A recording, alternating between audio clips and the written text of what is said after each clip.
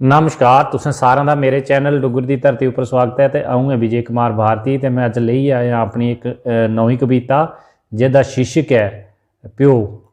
उम्मीद है कि तुसें की पसंद होग। तो लियो पेश है मेरी नवी कविता प्यो। ओ समा इत्थै रुकी गया, ओ डुंब इरखै दा सुकी गया, उंजलां भरी भरी इरख पीता तुस गए तां सब मुकी गया। ओ समा इत्थै रुकी गया, ओ समा इत्थै रुकी गया।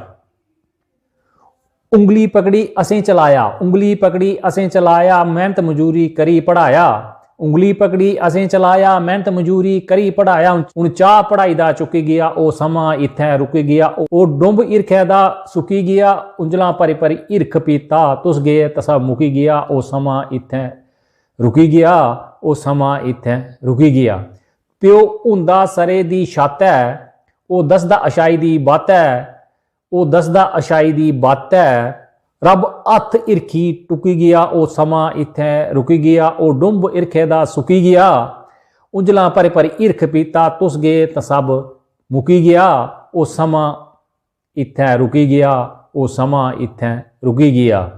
गल्लां मिठियां कौड़ियां दोए कीतियां, गल्लां मिठियां कौड़ियां दोए कीतियां, मूँह खोलिया तां नसीहतां दित्तियां, मूँह खोलिया तां नसीहतां दित्तियां।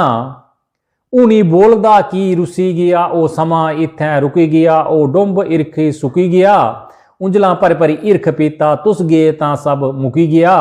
ओ समा इत्थै रुकी गया, ओ समा इत्थै रुकी गया। मेरे जन्म ते खुशियां लख मनाइयां, सारे लोकें तुसें दित्तियां बधाइयां।